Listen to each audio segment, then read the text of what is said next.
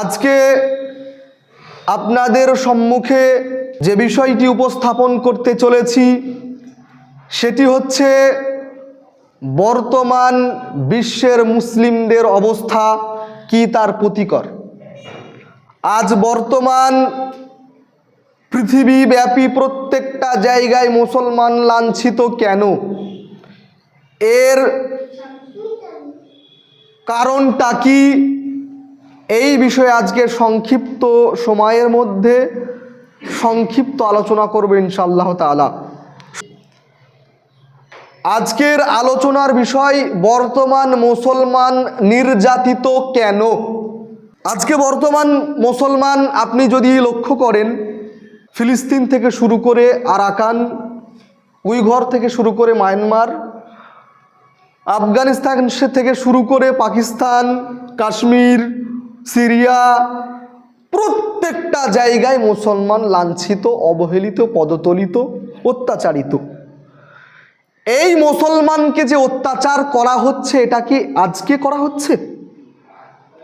ইতিপূর্বে মুসলমানের প্রতি কি অত্যাচার করা হয়নি? আজকে সোশ্যাল মিডিয়ামের মাধ্যমে, ইন্টারনেটের মাধ্যমে আপনি আমি দেখছি ফিলিস্তিনের মুসলমানকে কি নির্মমভাবে অত্যাচার, কি নির্মম যে দেখার উপায় নেই, দেখা যাচ্ছে না, এত নির্মমভাবে মুসলমানকে অত্যাচার করা হচ্ছে। বর্তমান বিশ্বে মুসলমানের প্রতি যে নির্মম অত্যাচার করা হচ্ছে, এর থেকে লক্ষ কোটি গুণ মুসলমানকে অত্যাচার করা হয়েছে এর পূর্বে, এর থেকে লক্ষ কোটি গুণ।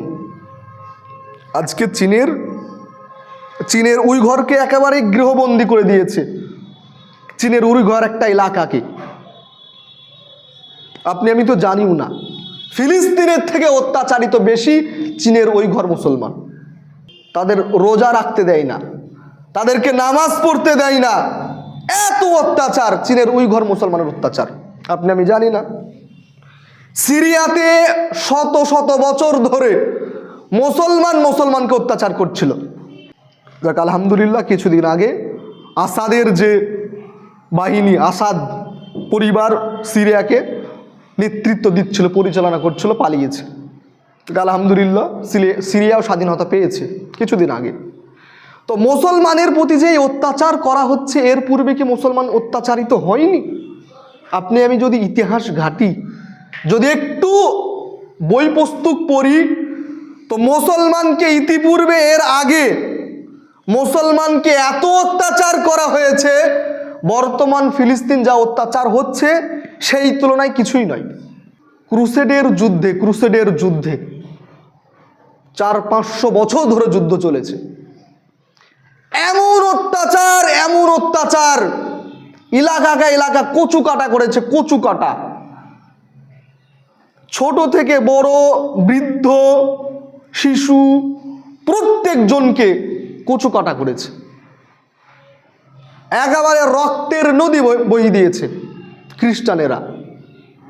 এত অত্যাচার করেছে, সন্ধি করেছে, চুক্তি করেছে, সেই চুক্তি মানেনি মুসলমানরা। তারা স্যালেন্ডার করেছে যে আমরা আত্মসমর্পণ করলাম, তারপরেও তারা হত্যা হয়েছে শত শত বছর ধরে। এমনকি যখন সুলতান সালাউদ্দিন আইয়ুবী তিনি যখন ফিলিস্তিনকে আবার জয় করলেন, ফিলিস্তিনকে পুনরায় আবার তিনি, প্রথমে কে, উমর রাদিয়াল্লাহু তাআলা আনহু তিনি করেছিলেন। এইভাবে 400-500 বছর চলল। খ্রিস্টানরা আবার আস্তে আস্তে ইংল্যান্ড, আপনার ফ্রান্স, যত দেশ, যত খ্রিস্টান ছিল, পৃথিবীর সমস্ত খ্রিস্টান এক হয়ে আবার তারা যুদ্ধ করলো। ক্রুসেডের যুদ্ধ, ধর্মযুদ্ধ। ক্রুসেডের যুদ্ধ মানে আপনার যিশুর কথা বলে যারা পোপ ছিল, খ্রিস্টানদের যারা ধর্মগুরু, খ্রিস্টানদের ধর্মগুরু গোটা পৃথিবীতে একজন হয়। গোটা পৃথিবীতে খ্রিস্টানদের মেন ধর্মগুরু একজন, এখনো আছে একজন, মানে তার কথাই শেষ চূড়ান্ত কথা। তার কথা মানে প্রভুর কথা। বর্তমান খ্রিস্টানদের একজন নেতা আছে, যার ক্ষমতা প্রেসিডেন্টের থেকেও পাওয়ার, সে ইচ্ছা করলে যখন তখন প্রধানমন্ত্রীকে পাল্টাতে পারে, রাজাকে পাল্টাতে পারে, এত ক্ষমতা। তো গোটা পৃথিবীতে একজন থাকে পোপ, মেন ধর্মগুরু, তাকে বলা হয় স্রষ্টার যিশুর একজন দূত, মানে যিশুর তার সাথে তার কথা হয়। তো যখন ইবনে খাত্তাব যখন ফিলিস্তিনকে দখল করলেন, জেরুজালেমকে, তারা কিছুদিন চলতে থাকলো, 100-200 বছর খ্রিস্টানরা এক জায়গায় হলো। খ্রিস্টানদের ধর্মগুরু গোটা পৃথিবীব্যাপী চিঠির মাধ্যমে জানালো যে আমাকে যিশু স্বপ্নের মাধ্যমে আমাকে বলেছে যে আমাদেরকে ফিলিস্তিনকে জয়ী করতে হবে, পৃথিবী থেকে মুসলমানকে সরিয়ে ফেলতে হবে। গোটা পৃথিবীর যত খ্রিস্টান এক জায়গায় হয়ে তারা ঝাঁপিয়ে পড়লো, তারা জেরুজালেম ফিলিস্তিনকে দখল করে নিল।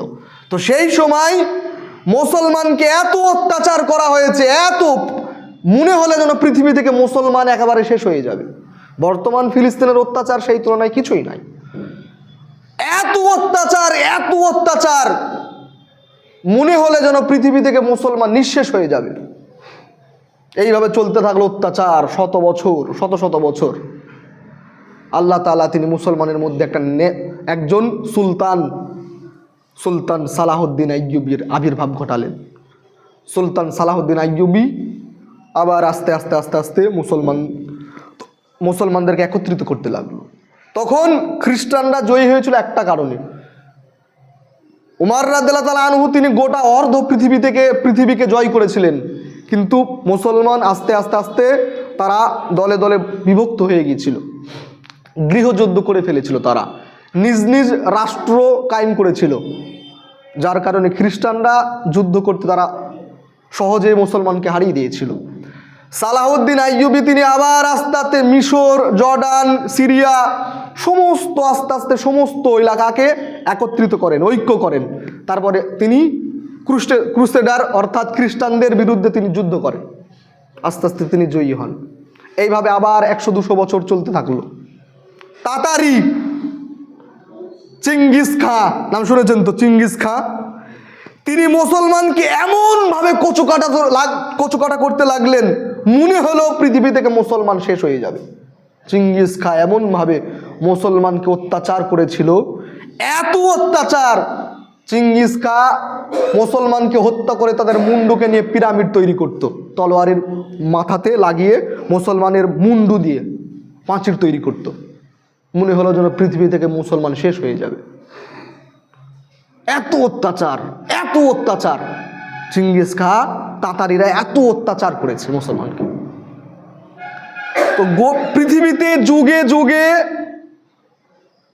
অমুসলিমরা, চাই হিন্দু হোক, চাই খ্রিস্টান হোক, চাই ইহুদি হোক, পৃথিবীর তাতারিরা কিন্তু ওরা ইহুদিও ছিল না, খ্রিস্টানও ছিল না, ওরা ছিল লুণ্ঠনকারী।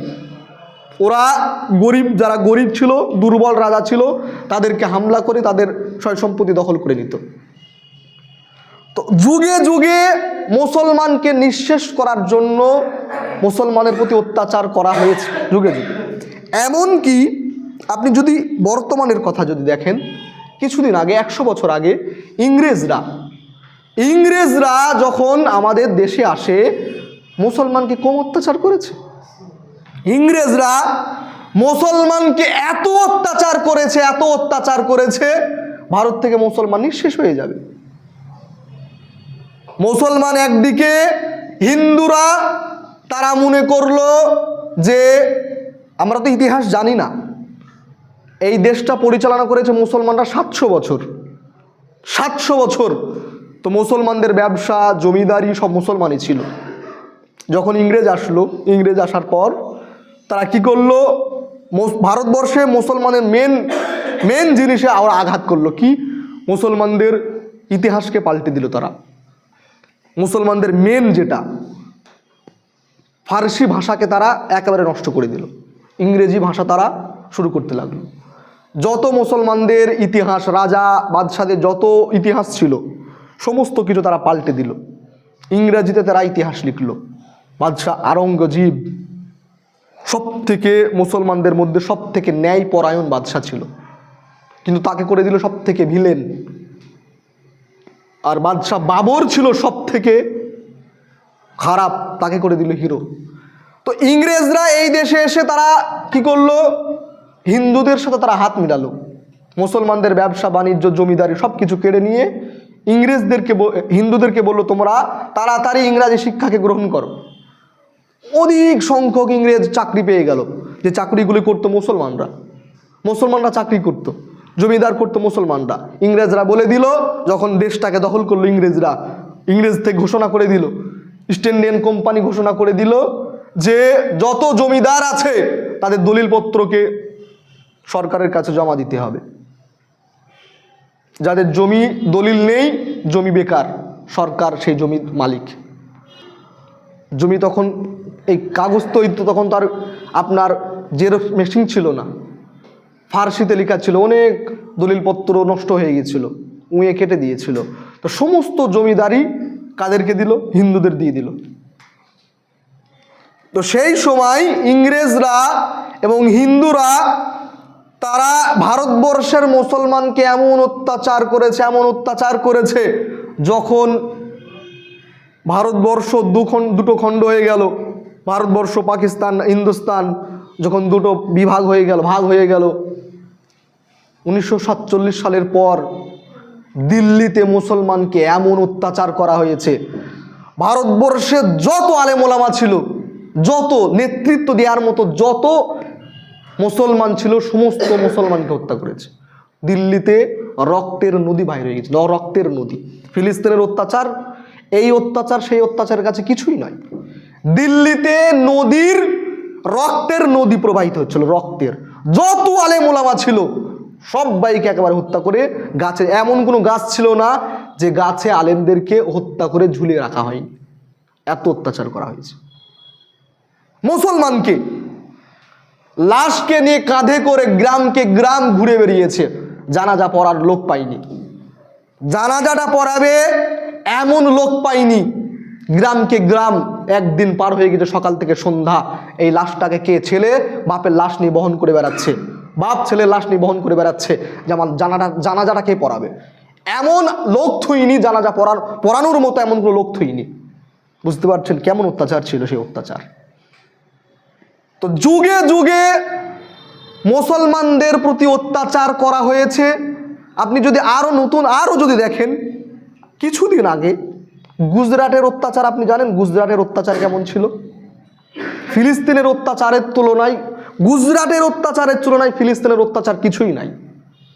আমি তো জানি না।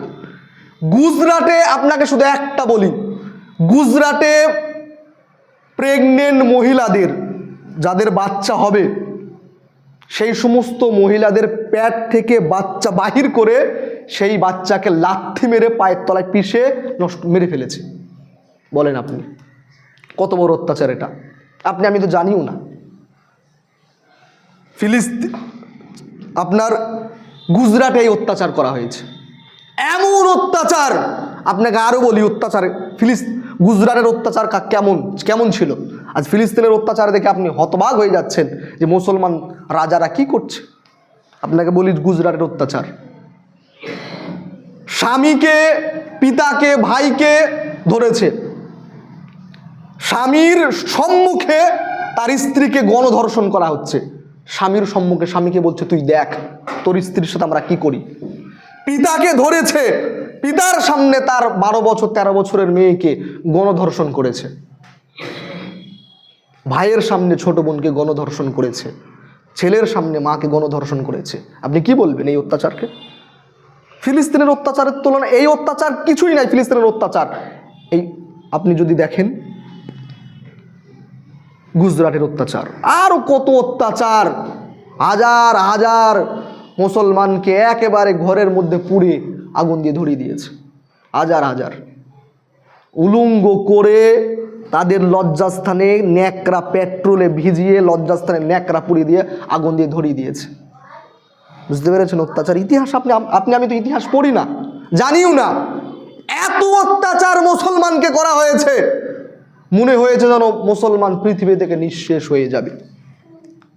আল্লাহ সুবহানাহু ওয়া তাআলা তিনি যুগে যুগে মুসলমানকে জালেমদের দ্বারাতে, অমুসলিমদের দ্বারাতে অত্যাচার করান কেন জানেন? মুসলমানকে আল্লাহর রাস্তায় ফিরে আসার জন্য। আল্লাহ সুবহানাহু ওয়া তাআলা তিনি পবিত্র কোরআনে তিনি বলছেন, দেখুন আল্লাহ কি বলছেন। আল্লাহ সুবহানাহু ওয়া তাআলা তিনি পবিত্র কোরআনে তিনি বলছেন, সূরা নূর 24 নম্বর সূরা আয়াত নম্বর 55। আল্লাহ সুবহানাহু ওয়া তাআলা তিনি পবিত্র কোরআনে তিনি বলছেন, ওয়াদাল্লাহুল্লাযীনা আমানু মিনকুম ওয়া আমিলুস সলিহাতি। আল্লাহ সুবহানাহু ওয়া তাআলা তিনি বলছেন, আমি আল্লাহ তাআলা ওয়াদা দিয়েছি ওই সমস্ত ব্যক্তিদেরকে যাহারা আমিনু মিনকুম ওয়া আমিলুস সলিহাত, যাহারা ঈমান এনেছে এবং সৎ কর্ম করেছে, আমি আল্লাহ তাদেরকে ওয়াদা দিয়েছি তারা কি করবে? লা ইস্তাখলিফান্নাকুম ফিল আরদি কামা, আল্লাহ সুবহানাহু ওয়া তাআলা তিনি বলছেন, আমি আল্লাহ ওই সমস্ত ব্যক্তিদেরকে ওয়াদা দিয়েছি যাহারা ঈমান এনেছে এবং সৎকর্ম করেছে, তাদেরকে আমি গোটা পৃথিবীর রাজত্ব তাদেরকে দেব। কে বলছেন? আল্লাহ বলছেন, যে সমস্ত ব্যক্তিরা ঈমান এনেছে এবং সৎকর্ম করেছে তাদের জন্য ওয়াদা, আমি আল্লাহ ওয়াদা দিচ্ছি তারা গোটা পৃথিবীকে পরিচালনা করবে, যেমন ইতিপূর্বে ঈমানদার ব্যক্তিরা পরিচালনা করেছিল। সূরা নূর 24 নম্বর সূরা আয়াত নম্বর 55 আল্লাহ কোরআনে বলছেন, ঈমানদার যদি তুমি হতে পারো, আমি আল্লাহ কথা দিচ্ছি তুমি গোটা পৃথিবীকে পরিচালনা করবে। আল্লাহ বলছেন গোটা পৃথিবীর রাজত্ব তোমার হবে। আর মুসলমান নির্যাতিত, তাহলে আল্লাহর কথা কি ভুল ভাই? কখনোই না। আপনি আমি আল্লাহর প্রতি ঈমান এবং সৎকর্ম আপনি আমি করতে পারিনি, আল্লাহকে বিশ্বাস আপনি আমি করতে পারিনি, আল্লাহর প্রতি ঈমান নেই। সামনের দিকে আগে আগে আসেন, সামনের দিকে আগে আগে আসেন, সামনের দিকে আগে আগে আসেন। আল্লাহর প্রতি আপনার আমার ঈমান নেই, এই পাখাটা চালিয়ে দাও। সৎকর্ম আপনি আমি করতে পারিনি, যার কারণে বর্তমান বিশ্বে মুসলমান লাঞ্ছিত, অবহেলিত, পদতলিত। আল্লাহ সুবহানাহু ওয়া তাআলা তিনি অন্যত্রে বলছেন,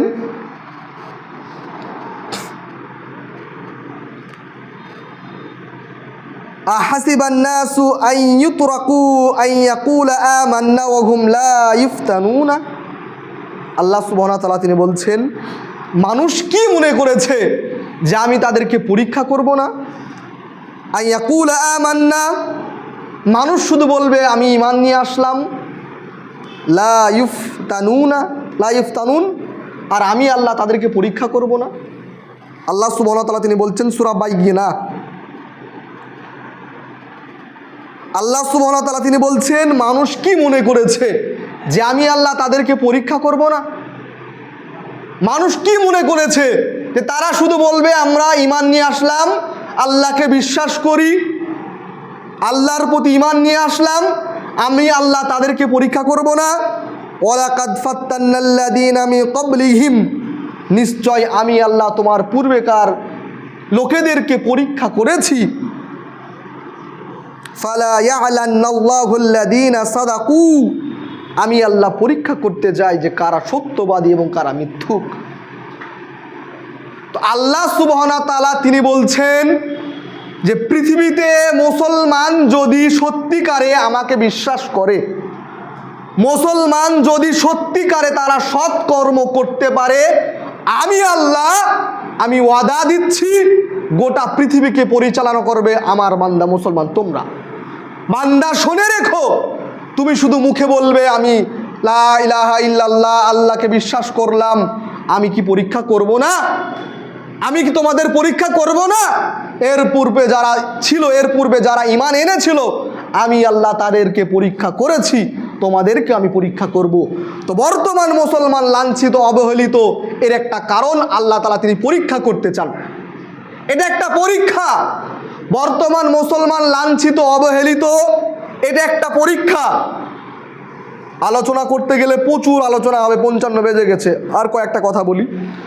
আল্লাহ রাসূল সাল্লাল্লাহু আলাইহি ওয়াসাল্লাম তিনি বলছেন হে আমার উম্মতেরা শুনে রেখো, হে আমার উম্মতেরা শুনে রেখো, তোমাদের কাছে আমি দুটি জিনিসকে রেখে যাচ্ছি। যতদিন এই দুটি জিনিসকে তোমরা শক্তভাবে ধরে রাখতে পারবে, ততদিন তোমরা পথভ্রষ্ট হবে না, ততদিন তোমাদের কেউ কিচ্ছু করতে পারবে না, ততদিন তোমরা পৃথিবীকে পরিচালনা করতে পারবে, কেউ কিচ্ছু করতে পারবে না। সেই দুটি জিনিস হচ্ছে, একটা হলো কিতাবুল্লাহ, আল্লাহর কিতাব, আর একটা হচ্ছে আল্লাহ রাসূল সাল্লাল্লাহু আলাইহি সাল্লামের সুন্নত। এই দুটি জিনিসকে যতদিন এই মুসলিম জাতি ধরে রাখতে পারবে, ততদিন আপনি আমি এই মুসলমান জাতি, মুসলিম জাতি পথভ্রষ্ট হবে না। এই মুসলমান জাতির প্রতি কেউ আঙুল তুলতে পারবে না। আজকে বর্তমান আপনার আমার মধ্যে আল্লাহর কোরআন আছে, আপনার আমার মধ্যে আল্লাহর কোরআন আছে। কোরআন অনেক মুসলমান, বর্তমান বিশ্বে মুসলমান 1% মুসলমান কোরআন পড়েন, 1%। তেওরখালিতে 10,000 মুসলমান বসবাস করে। 10,000 মুসলমানের মধ্যে নিয়মিত কোরআন কজন পড়ে? তাহলে কিতাবুল্লাহ থেকে আপনি আমি দূরে সরে এসেছি। আল্লাহ রসুলের সুন্নত আছে আপনার আমার মধ্যে, আল্লাহ রসুলের সুন্নত। আল্লাহ রসুল সাল্লাল্লাহু আলাইহি ওয়াসাল্লাম তিনি আর একটি হাদিসে বলছেন যে, আমার সাহাবারা শুনে রেখো, কিয়ামতের পূর্বে অমুসলিমরা মুসলমানদেরকে সেই ওইভাবে আক্রমণ করবে, মুসলমানের প্রতি ওইভাবে তারা আক্রমণ করবে যেমন খাবার পরিবেশন করা হয়, ক্ষুধার্ত ব্যক্তিরা খাবারের প্রতি যেমন ঝুঁকে পড়ে, খাবারের প্রতি যেমন তারা একেবারে খাবারকে যেমন ভক্ষণ করে ক্ষুধার্ত ব্যক্তিরা ছিঁড়ে খায়, তো ঠিক অনুরূপভাবে গোটা পৃথিবীর মুসলমানের প্রতি অত্যাচার করা হবে, গোটা পৃথিবীর অমুসলিমরা মুসলমানের প্রতি অত্যাচার করবে। ওইভাবে আল্লাহ রসুল সাল্লাল্লাহু আলাইহি ওয়াসাল্লামকে জিজ্ঞাসা করা হলো, আল্লাহ রসুল, আমরা কি সংখ্যায় কম থাকব? আমাদের এমনভাবে অত্যাচার করা হবে? আল্লাহ রসুল বললেন, তোমরা সংখ্যায় কম থাকবে না, তোমরা সংখ্যায় অনেক অনেক থাকবে, কিন্তু তোমরা হবে সমুদ্রের ফেনা, সমুদ্রের আবর্জনা যেমন বয়ে বয়ে নিয়ে আসে, সমুদ্রের আবর্জনার একটা স্তূপ, একটা পাহাড়, একেবারে উঁচু পাহাড়, একটা ঢিবি তৈরি হয়ে যায়, তেমনি মুসলমান সংখ্যায় অনেক থাকবে, কিন্তু তারা হবে আবর্জনার পাহাড়ের ন্যায়, আবর্জনার ন্যায়, কোনো কাজ নেই। এই মুসলমান আল্লাহ রসুল সাল্লাল্লাহু আলাইহি ওয়াসাল্লাম তিনি বললেন, তোমাদের মধ্যে এমন একটা রোগ দেখা দেবে, তোমাদের মধ্যে এমন একটা রোগ দেখা দেবে, সেই রোগটার নাম হচ্ছে ওহান। আল্লাহ রসুল সাল্লাল্লাহু আলাইহি ওয়াসাল্লামকে জিজ্ঞাসা করে, আল্লাহ রসুল, মাল ওহান, ওহান কি, ওহান রোগটা কি? আল্লাহ রসুল সাল্লাল্লাহু আলাইহি ওয়াসাল্লাম তিনি বললেন, হুব্বুদ দুনিয়া ও কারাহিয়াতুল মাউত, তোমরা দুনিয়ার প্রতি তোমাদের ভালোবাসা, ওহান মানে হচ্ছে দুনিয়ার প্রতি ভালোবাসা, ও কারাহিয়াতুল মাউত এবং মৃত্যুকে ভয়, মৃত্যুকে ভয় এবং দুনিয়ার প্রতি ভালোবাসা, এর নামই হচ্ছে ওহান। সেই পৃথিবী যখন অমুসলিমরা পৃথিবীর মুসলমানকে যখন ছিঁড়ে খাবে, হিন্দু থেকে শুরু করে, ইহুদি থেকে শুরু করে, খ্রিস্টান থেকে শুরু করে সমস্ত অমুসলিমরা মুসলমানদেরকে যখন ছিঁড়ে খাবে, তখন মুসলমানের অবস্থা হবে সমুদ্রের আবর্জনার ন্যায়। মুসলমান তখন দুনিয়ার প্রতি ঝুঁকে পড়বে, মুসলমান তখন দুনিয়া দুনিয়া করে পাগল হয়ে যাবে, মুসলমান তখন মৃত্যুকে ভয় পাবে। বর্তমান আজকে বিশ্বের মুসলমান, আজকে 60টা মুসলমান দেশ আছে, 60টা। আজকে মুসলমান দুবাই, কাতার, সৌদি আরব, প্রত্যেকটা মুসলিম দেশ দুনিয়ার প্রতি ঝুঁকে গেছে, বড় বড় অট্টালিকা তৈরি করছে, বড় বড় বিল্ডিং তৈরি করছে, দুনিয়ার প্রতি ঝুঁকে গেছে। হুব্বুদ দুনিয়া, দুনিয়ার প্রতি ভালোবাসা, ও কারাহিয়াতুল মাউত, মৃত্যুকে ভয়। আজ যদি মুসলমান মনে করে একদিনে মুসলমান ফিলিস্তিনকে জয় করতে পারবে, মাত্র একদিনে, কিন্তু যুদ্ধ করতে গেলে মরতে হবে, যুদ্ধ করতে গেলেই মরতে হবে। মুসলমান আপনি আমি, সিরিয়া ভাবছে আমি যদি যুদ্ধ করতে যাই আমার দেশের মুসলমান নির্যাতিত হবে। আজ সৌদি আরব মনে করছে আমি যদি যুদ্ধে যাই, আমি যদি যাই আমি তো মারা পড়বো, অসংখ্য মানুষ মরবে, মরুক, মরুক, ও মরছে মরুক, আমি তো ঠিক আছি।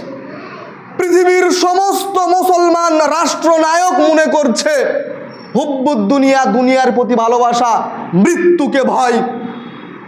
আল্লাহ রসুল সাল্লাল্লাহু আলাইহি ওয়াসাল্লাম যখন মক্কাতে যখন তিনি হজ করতে যাচ্ছেন, আল্লাহ রসুল সাল্লাল্লাহু আলাইহি ওয়াসাল্লাম তিনি যখন মক্কা থেকে মদিনায় হিজরত করলেন, মক্কা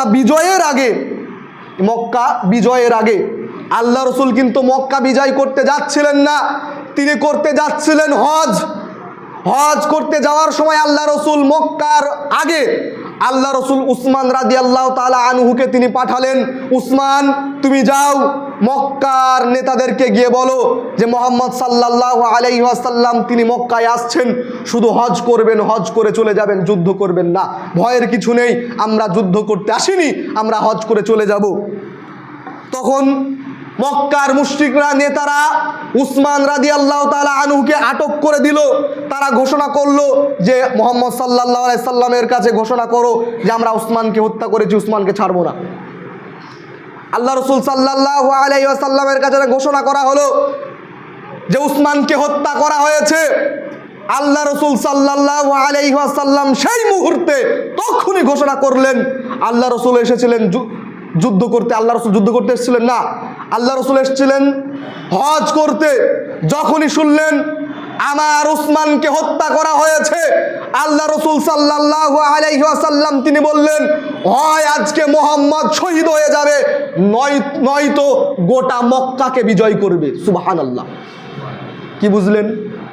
আল্লাহ রসুল বলছেন হয় আজকে মুহাম্মদ এবং মুসলমান যত আছে, হয় আমরা প্রত্যেকে উসমানের বদলা নেওয়ার জন্য প্রত্যেকে শহীদ হয়ে যাব, নচাইতে আমরা গোটা মক্কাকে আজকে জয় করব। এর নাম হচ্ছে আমাদের ইসলাম। আল্লাহ রসুলের, আপনাকে আল্লাহ রসুলের কথা বলছি। আজকে বর্তমান মুসলমান অবস্থা, বর্তমান মুসলমান অত্যাচারিত, লাঞ্ছিত, পদতলিত, অবহেলিত হওয়ার এক নম্বর কারণ হচ্ছে আমরা কোরআন হাদিস থেকে দূরে সরে এসেছি, প্রথম নম্বর কারণ। দ্বিতীয় নম্বর কারণ হচ্ছে আমাদের মধ্যে ঐক্য নেই। আল্লাহ সুবহানাহু ওয়া তাআলা তিনি বলছেন ওয়াতাসিমু বিহাবলিল্লাহি জামিয়া ওয়ালা তাফাররাকু, সূরা আল ইমরান 3 নম্বর সূরা আয়াত নম্বর 103। আল্লাহ বলছেন, হে আমার বান্দারা, তোমরা আমার রজ্জুকে অর্থাৎ আমার নিয়ম নীতিকে শক্তভাবে ধরো এবং তোমরা বিভক্ত হয়ে যেও না, দলে দলে বিভক্ত হয়ে যেও না, মতানৈক্য হয়ে দলাদলি করো না। আল্লাহর কথা, দলাদলি করো না, তোমরা আমার হুকুম হাকামকে শক্তভাবে ধরো। আজকে পৃথিবীতে মুসলমান কত দলে বিভক্ত আপনি জানেন? মুসলমান আজকে ইরানের মুসলমান একরকম, ইরাকের মুসলমান একরকম, সৌদি আরবের মুসলমান একরকম, পাকিস্তানের মুসলমান একরকম, এমনকি ভারতবর্ষের মুসলমান আর একরকম। আপনাকে যদি বলি এমনকি তেওরখালীতে এই গ্রামে মুসলমানদের মধ্যে দল কটা? আমরা ইসলাম জানি না, বুঝিও না, যার কারণে আমাদের মধ্যে দলাদলি। ইলমি ইখতিলাফ থাকতেই পারে। ইলমি মানে জ্ঞান, ইলমি মানে আপনার মশলাগত, ফিকাগত, আমলগত ইখতিলাফ থাকতেই পারে। আপনি বুকে হাত বাঁধতেই পারেন, আপনি নাভির নিচে হাত বাঁধতেই পারেন।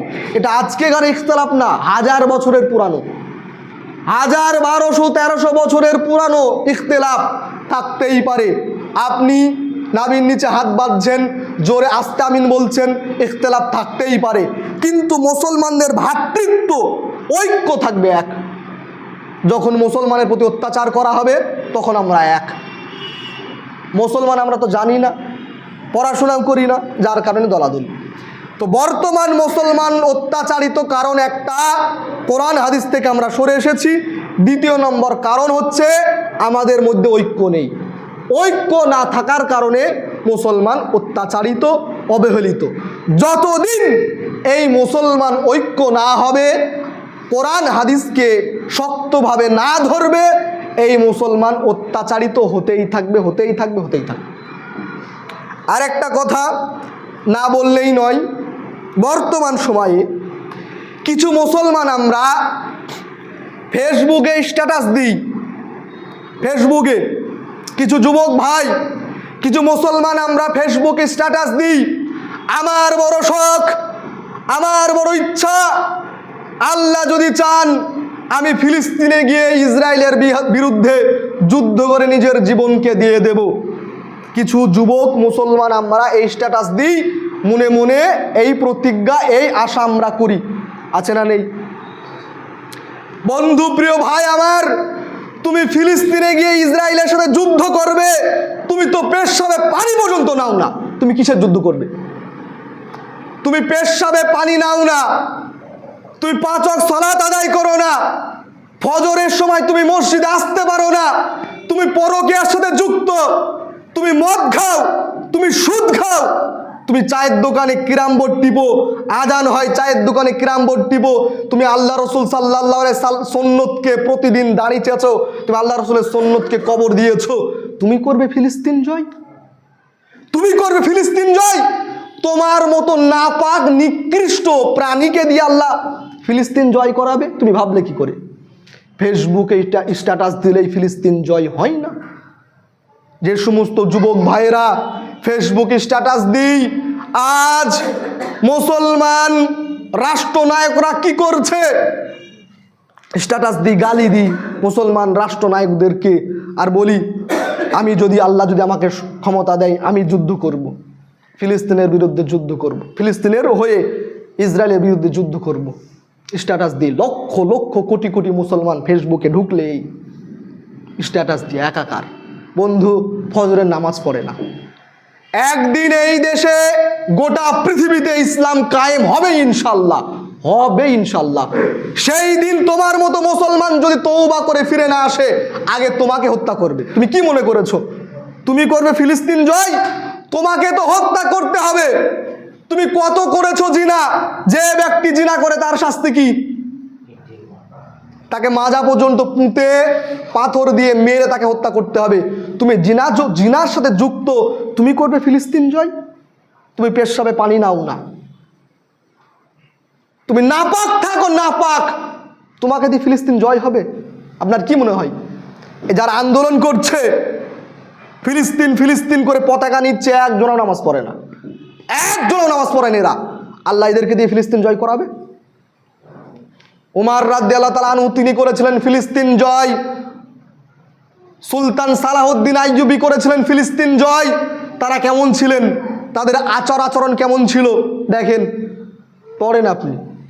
ইসলাম দরদি ভাই আব্বাজিগণে, আমি আপনাদেরকে বলতে চাই, ওই সমস্ত যুবক ভাইদেরকে আমি বলতে চাই, তুমি যদি আল্লাহকে এতই ভালোবাসো, তোমার মুসলমানদের প্রতি তোমার যদি এতটাই দরদ হয়, তোমার শহীদ হওয়ার এতটাই যদি তামান্না হয়, তুমি মুজাহিদ হতে চাও, তো তুমি ফজরের সময় নামাজ পড়তে কেন আসো না? জিহাদের থেকে নামাজ তো অনেক সহজ, জিহাদ তো প্রচুর প্রচুর হাই র্যাঙ্কের আমল। ফজরে নামাজ পড়, তুমি কোথায় থাকো? কোথায় থাকো তুমি? ফজরে নামাজ পড়ো না। তোমার মা বেপর্দা হয়ে, তোমার মা যায় বাজার করতে, তোমার বউ যায় নগ্ন সেজে বাজার করতে, তুমি নাচানাচি দেখো, নগ্ন মেয়েদের নাচানাচি দেখো, তুমি কোনো একটা 10 টাকা 100 টাকা 200 টাকার একটা কাপ জিতে তুমি গান বাজনা গোটা গ্রামকে তুমি হারাম শোনাও। একটা 200 টাকার কাপ পেয়েছে কোথায় খেলতে গিয়ে, হারাম খেলা খেলতে গিয়ে 200 টাকার একটা কাপ পেয়েছে, আল্লাহ রসুল বাদ্যযন্ত্র শুনে কানে আঙুল দিয়েছে, আর এই মুসলমান জাতি ফিলিস্তিন জয় করবে, এ 200 টাকার একটা কাপ জয়ী করে এ গোটা গ্রাম ঢাক ঢোল বাজাচ্ছে, এই করবে মুসলমান ফিলিস্তিন জয়? এই করবে? তোকে তো হত্যা করতে হবে, এই সমস্ত মুসলমানদেরকে হত্যা করতে হবে, এরা করবে ফিলিস্তিন জয়? ইসলাম দরদি ভাই আব্বাজিগণ, পরিশেষে আমি আপনাদের কাছে অনুরোধ করে বলতে চাই, জোরহাত করে বলতে চাই, মুসলমানের করুণ অবস্থা, আগামীতে মুসলমানের আরও করুণ অবস্থা যদি আমরা কোরআন এবং হাদিসকে যদি শক্তভাবে না ধরি, এর থেকে কঠিন কঠিন অবস্থা আসতে চলেছে। আমাদের মধ্যে ঐক্য করতে হবে, আমরা কোরআন হাদিসের দিকে আমাদের ফিরে আসতে হবে, হিন্দু খ্রিস্টান ইহুদি নাসাদের কালচার রীতিনীতিকে পরিত্যাগ করতে হবে, তবেই আমরা পুনরায় আবার মুসলমান এই বিশ্বকে শাসন করবে। আল্লাহর কাছে দোয়া করি, হে মাওলাই কারিম, হে আল্লাহ, আজকে বর্তমান গোটা পৃথিবীর মুসলমান আজকে লাঞ্ছিত, অবহেলিত, পদতলিত। হে আল্লাহ, আমরা কোরআন হাদিস থেকে দূরে সরে এসেছি। আজকে আমরা দুনিয়ার রং তামাশায় গা ভাসিয়ে দিয়েছি। আজকে আমরা হিন্দু, ইহুদি, নাসারা, খ্রিস্টান তাদের রীতিনীতিগুলো আমরা পালন করে চলছি। আল্লাহ, আমরা কোরআন এবং হাদিসকে শক্তভাবে মেনে, তোমার বিধানকে শক্তভাবে মেনে ঐক্য হতে পারি, সেই তৌফিক তুমি দান করো। হে আল্লাহ, আমাদের মুসলমান জাতিকে তুমি ঐক্য তৈরি করে দাও। হে আল্লাহ, আমরা কোরআন হাদিসকে মেনে আমরা আবার গোটা বিশ্বকে, আমরা আবার তোমার হুকুম অনুযায়ী গোটা বিশ্বকে পরিচালনা করব, সেই তৌফিক তুমি দান করো। হে আল্লাহ, আমাদেরকে তুমি উমারের মতো একজন নেতা তৈরি করে দাও। হে আল্লাহ, আমাদের সালাহউদ্দিন আইয়ুবীর মতো একজন নেতাকে তুমি আবির্ভাব ঘটাও। আল্লাহুম্মা সাল্লি আলা মুহাম্মাদ ওয়া আলা আলি মুহাম্মাদ কামা সাল্লাইতা আলা ইব্রাহিম ওয়া আলা আলি ইব্রাহিম ইন্নাকা হামিদুম মাজিদ। আল্লাহুম্মা বারিক আলা মুহাম্মাদ ওয়া আলা আলি মুহাম্মাদ কামা বারাকতা আলা ইব্রাহিম ওয়া আলা আলি ইব্রাহিম ইন্নাকা হামিদুম মাজিদ। সুবহানাকা আল্লাহুম্মা রাব্বানা বিহামদিকা আশহাদু আল্লা ইলাহা ইল্লা আনতা আস্তাগফিরুকা ওয়া আতুবু ইলাইক।